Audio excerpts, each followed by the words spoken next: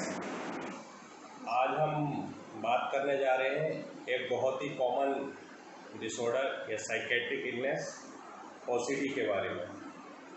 मेरा नाम डॉक्टर इमरान हुसैन है। मैं सीनियर साइकेट्रिस्ट हूँ मुरादाबाद में।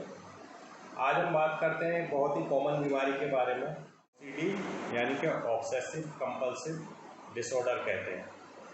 दोस्तों, ये बहुत ही कॉमन बीमारी है। हमारे देश में 2 to 3% लोगों में ये बीमारी अक्सर पाई जाती है। ऑब्सेसिव कंपल्सिव डिसऑर्डर के बारे में लोगों के मन में बहुत सारे मिसकंसेप्शन हैं, मिथ हैं, जिसको लोग अक्सर ये समझते हैं कि जो पेशेंट है वो बहाना कर रहा है या उसको कोई बीमारी नहीं है, बिना वजह के काम कर रहा है, जबकि ऐसा नहीं है। ये रियली में एक साइकेट्रिक इलनेस है जिसमें पेशेंट जुनून की हद तक मजबूर हो जाता है उन कामों को करने के लिए जो उसके दिमाग में ख्याल आते हैं, यानी कि ऑब्सेशन, और उनके अगेंस्ट जो वो काम करता है उनको कंपल्शंस कहते हैं। तो आज हम इस बीमारी के बारे में डिटेल में जानेंगे, लेकिन इससे पहले एक बात समझ लें कि ये जो बीमारी है ना तो मरीज खुद से करता है और ना ही सोचने से होती है। जो हमारे ब्रेन में कुछ न्यूरोट्रांसमीटर हैं उनकी कमी से होती है। इसलिए इसका जितनी जल्दी समय पर इलाज करा लेंगे उतनी ही जल्दी पेशेंट ठीक हो जाएगा। तो आइए जानते हैं ओसीडी क्या है। तो सबसे पहले हम समझते हैं ऑब्सेशन क्या है या ऑब्सेसिव थॉट क्या है। ऑब्सेसिव थॉट उस टाइप के थॉट है, वो ख्याल है जो हमारे मन में बार बार आते हैं। हम जानते हैं, यानी पेशेंट जानता है ख्याल गलत हैं, बेकार के हैं, फिजूल के हैं, लेकिन फिर भी वो उनको रोक नहीं पाता और उन ख्याल की वजह से, थॉट की वजह से उसको बहुत ज़्यादा घबराहट होती है। अब ये ख्याल किस चीज़ के बारे में हो सकते हैं? जैसे गंदगी के ख्याल हो सकते हैं, मेरे हाथ गंदे हैं, मेरे कपड़े गंदे हैं, उसके मन में ख्याल आएगा बार बार, कितना ही साफ करे हुए हैं ख्याल आएगा कि मेरे हाथ गंदे हैं, कपड़े गंदे हैं, या मोबाइल वगैरह, घर के बेड या कोई भी चीज़, उसको एक हद से ज़्यादा ख्याल आएंगे कि ये गंदा है। दूसरा विचार या शक, जिनको हम कह सकते हैं, इस तरीके के आएंगे जैसे कि मैंने ताला नहीं लगाया है, लगाने के बाद भी गैस है, घर का गैस बंद कर दिया है, दरवाज़ा बंद कर दिया है, बार बार ख्याल आते रहेंगे कि मैंने ये नहीं किया है, जबकि उसने कर दिया होगा। तीसरे ख्याल आ सकते हैं कि रिलीजन के बारे में गलत थॉट आ सकते हैं, बीमारियों के बारे में गलत थॉट आ सकते हैं, लगेगा कि अब ये बीमारी शायद मुझको हो गई, और इस तरह के सारे गलत विचार आ सकते हैं। तो इनको क्या कहा जाता है? ऑब्सेशन। अब ये हमारे मन के अंदर, पेशेंट के मन के अंदर बहुत ज़्यादा घबराहट पैदा करते हैं। इन सब ख्यालों के बारे में खास बात ये है कि पेशेंट जानता है ये फिजूल के हैं, लेकिन रोक नहीं पाता और फिर घबराहट होती है। अब घबराहट से बचने के लिए कोई ना कोई काम वो ऐसा करेगा जिससे उसे थोड़ी देर के लिए रिलीफ मिले। अब ऑब्सेशन के अगेंस्ट कोई भी काम जो अपनी घबराहट से बचने के लिए, मन के सुकून के लिए पेशेंट करेगा, उसको क्या कहा जाएगा? कंपल्सन। जैसे कि हम इसको इस तरह समझते हैं, अगर हमारे मन में विचार आते हैं कि हाथ गंदे हैं, तो वो बार बार हाथ धोएगा। तो हाथ गंदे होने का ख्याल आना ऑब्सेशन है और उसके बदले में हाथ धोना ये कंपल्सन है।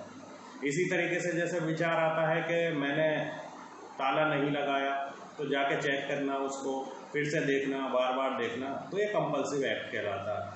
तो ओसीडी क्या है? ओसीडी यही है, पहले ऑब्सेशन और उसके अगेंस्ट कंपल्सन, यानी कि उस घबराहट को रोकने के लिए। अब ये घबराहट उस काम को करने के बाद थोड़ी देर के लिए तो रुक सकती है, लेकिन उसके बाद फिर से वही विशियस साइकिल स्टार्ट हो जाती है, ऑब्सेशन, कंपल्सन। तो पेशेंट का बहुत सारा टाइम इसी में खर्च हो जाता है।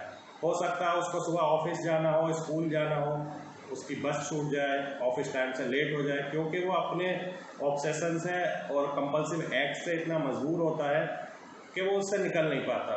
इसीलिए इसको कहा गया है कि जुनून की हद तक आदमी को मजबूर कर देती है ये बीमारी। इसलिए समय रहते इसका इलाज बहुत ज़रूरी है।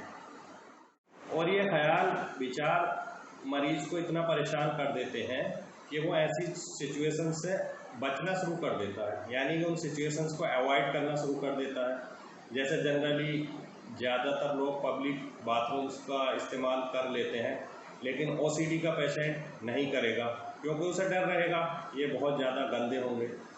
अब इस तरह से उसके सारी personal life, professional life, social life hamper करने लगती है। तो अब हम देखते हैं ओसीडी क्यों होती है।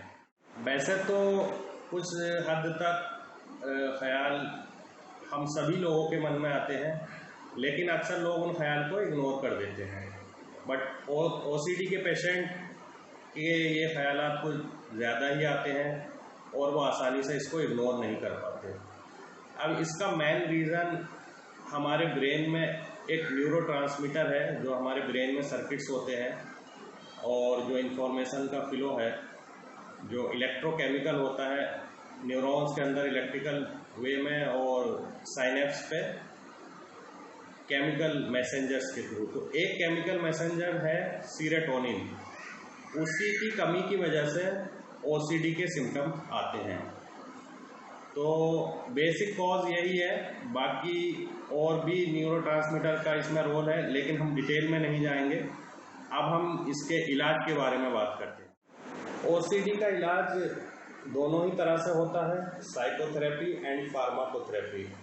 साइकोथेरेपी में काउंसलिंग आती है, जिसमें बेसिकली ERP आता है, यानी कि एक्सपोजर रेस्पॉन्स प्रिवेंशन थेरेपी।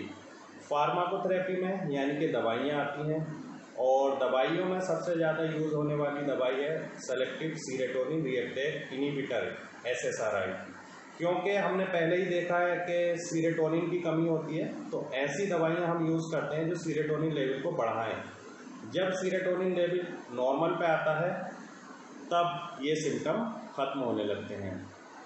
अब आप इसको इस तरह से समझ सकते हैं, जैसे कि डायबिटीज़ के पेशेंट में इंसुलिन की कमी होने से शुगर लेवल बढ़ने लगता है। अगर हम उसको इंसुलिन या ऐसी दवाइयाँ जो इंसुलिन का लेवल बढ़ा देते हैं तो शुगर अपने नॉर्मल लेवल पे आने लगती है और डायबिटीज़। कुछ पेशेंट जिनमें साइकोटिक सिम्टम होते हैं तो वहाँ पे उन सिम्टम्स को कम करने की दवाइयाँ भी दी जाती है। तो बेस्ट ट्रीटमेंट क्या है इसका? कॉम्बिनेशन थेरेपी है, यानी कि साइकोथेरेपी, काउंसलिंग प्लस फार्माकोथेरेपी, दवाइयाँ, दोनों का मिलके जब इलाज किया जाता है तो बेहतर रिजल्ट, अच्छे रिजल्ट सामने आते हैं। अक्सर लोग ये पूछते हैं कि क्या इसका इलाज संभव है, क्या ये बीमारी ठीक हो जाती है? तो मेरा कहना है कि हाँ, ये बीमारी बिल्कुल ठीक हो सकती है और कुछ पेशेंट में 80 से 90% ठीक हो जाती है। लेकिन सबसे ज़्यादा ज़रूरी है सही समय पर इलाज कराना और सही जगह पर इलाज कराना। अक्सर लोग डॉक्टर के पास बहुत लेट आते हैं, तो इसलिए ट्रीटमेंट कुछ ज़्यादा दिन तक चलता है। अगर आप सही समय पर सही तरह से डॉक्टर के पास आ जाते हैं तो इसका बहुत बेहतर इलाज संभव है। इसलिए इस बीमारी को छुपाए नहीं, पेशेंट का मजाक नहीं बनाएं, वो जानबूझ के कुछ नहीं कर रहा है। बीमारी है, उसका इलाज है, और बीमारी को दूर करने का एक ही रास्ता है, उसका इलाज कराया जाए सही डॉक्टर से, यानी कि कंसल्टेंट साइकेट्रिस्ट से। आपका वीडियो देखने के लिए बहुत बहुत शुक्रिया। वीडियो को लाइक करें और अपने फ्रेंड्स में शेयर करें।